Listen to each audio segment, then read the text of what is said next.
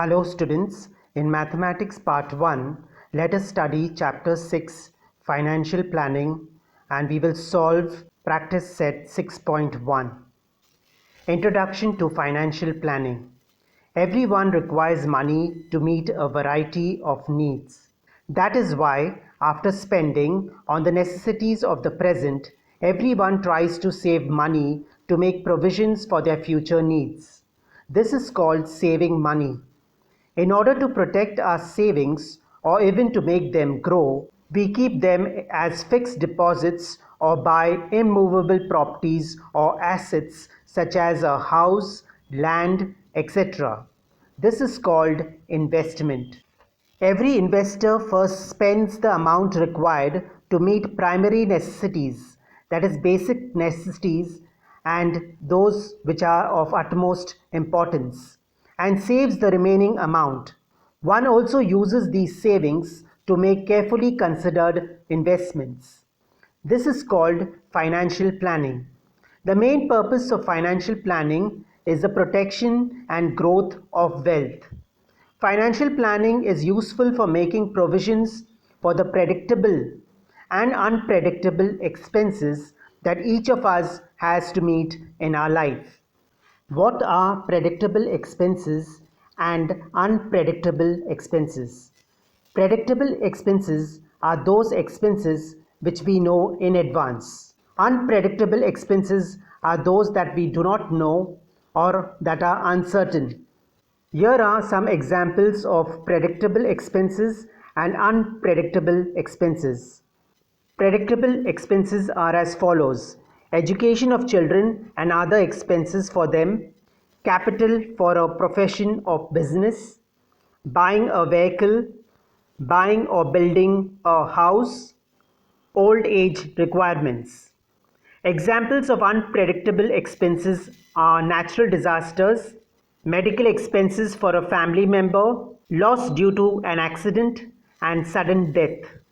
The above considerations make it quite clear why financial planning is a must. However, some important points must be kept in mind. Savings and investments. Let us understand what are savings. First, it is for our own benefit to keep our savings safe and to make them grow. Our savings remain safe in a bank or in a post office. Money saved in a bank is also useful for cashless transactions. This way, we do not have to carry large amounts of cash or worry about losing it or getting it stolen. Second, if the money we get or earn is in the form of cash and we keep it as it is without investing it, its value diminishes with time. For example, if today you can buy 2 pencils for 10 rupees, a few years hence, that is a few years later, you may be able to buy only one for that amount. Third, if the amount invested is used for expanding a business, to start an industry or other such purposes, it contributes to the growth of the national production. Fourth, if some part of the income is spent for a socially useful cause, like to help the poor or the needy, or for a charitable cause, everyone benefits from it in the long run. Fifth, after spending on necessities, it is beneficial to limit spending on luxuries and to save instead for education, medical treatment, etc. Let us now study about investments. Investments are of many types. The mode of investments are post office, private sector, and banks. Examples of post office investment is Public Provident Fund (PPF), Postal Life Insurance (PLI), Kisan Vikas Patra, Senior Citizens Investment Scheme, National Savings Certificates (NSC). Some examples of investment in private sectors are bonds, mutual funds, shares. Some examples of savings in banks are fixed deposits, nationalized bank deposits, recurring deposits, and saving account. Investors often favor institutions like banks and postal departments for investing their money because it is safe there. There is a certain risk in investing money in shares, mutual funds, etc. That is because this money is invested in a business or industry, and if that incurs a loss or suffers a loss, the investor suffers the loss too. On the other hand, if it makes a profit, the money is safe and there is an opportunity to get a dividend too.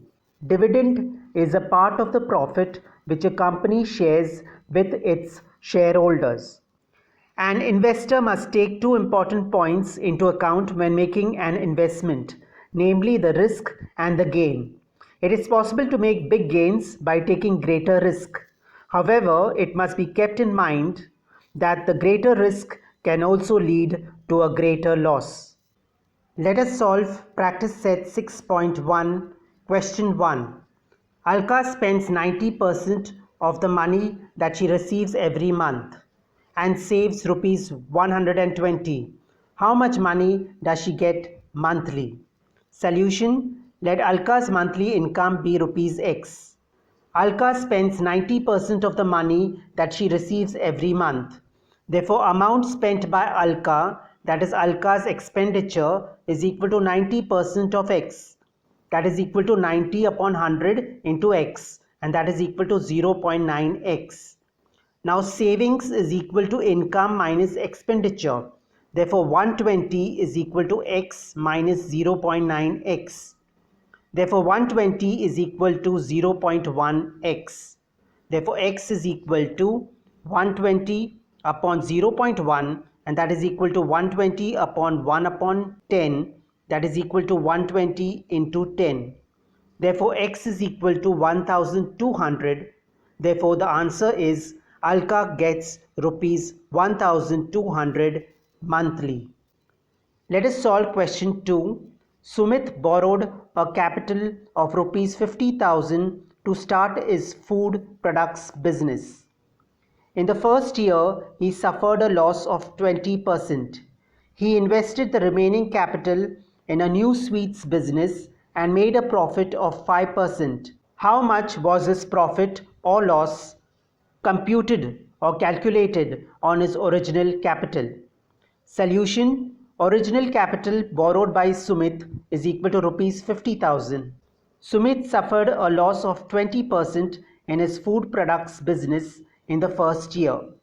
Therefore, loss suffered in the first year is equal to 20% of 50,000, that is equal to 20 upon 100 into 50,000, and that is equal to rupees 10,000. Remaining capital is equal to original capital minus loss suffered, and that is equal to 50,000 minus 10,000, and that is equal to rupees 40,000. Sumit invested the remaining capital, that is rupees 40,000, in a new sweets business. He made a profit of 5%. Profit in sweets business is equal to 5% of 40,000. That is equal to 5 upon 100 into 40,000, and that is equal to rupees 2,000. New capital with Sumit after the profit in new sweets business is equal to 40,000 plus 2,000, and that is equal to rupees 42,000. Since the new capital is less than the original capital, the new capital is rupees 42,000 and the original capital is rupees 50,000.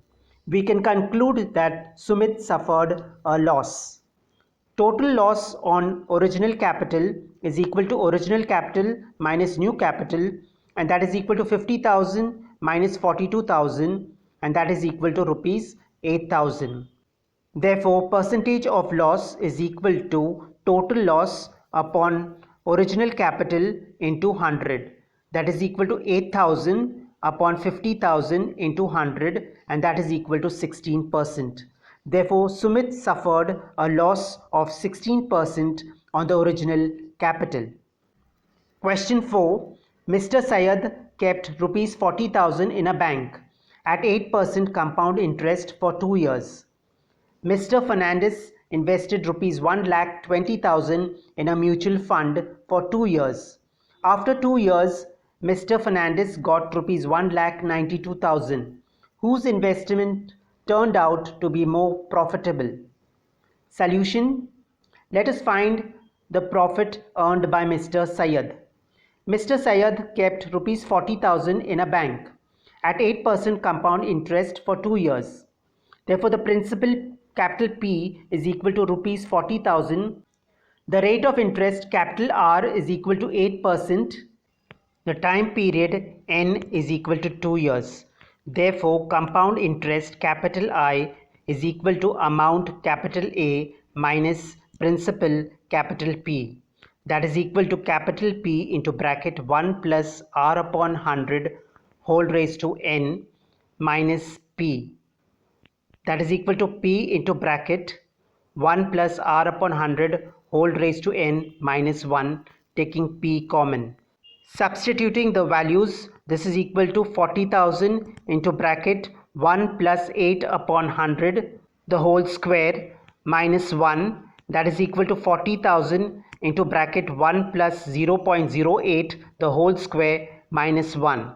This is equal to 40,000 into bracket 1.08 the whole square minus 1, that is equal to 40,000 into 1.1664 minus 1. This is equal to 40,000 into bracket 0.1664, and that is equal to rupees 6656. Therefore, Mr. Syed's percentage of profit is equal to the interest earned upon the amount invested into 100. That is equal to 6,656 upon 40,000 into 100. This is equal to 16.64%. Let this be 1. Let us find the percentage of profit of Mr. Fernandes. Amount invested by Mr. Fernandes in mutual fund is equal to rupees 1,20,000.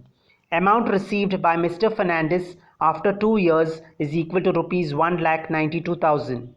Therefore, the profit earned by Mr. Fernandes is equal to the amount received minus the amount invested.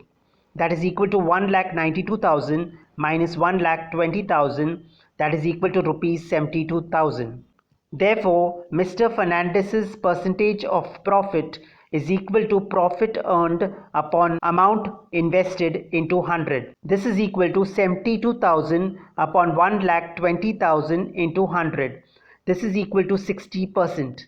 Let this be 2. From 1 and 2 we can conclude that the investment of Mr. Fernandes turned out to be more profitable.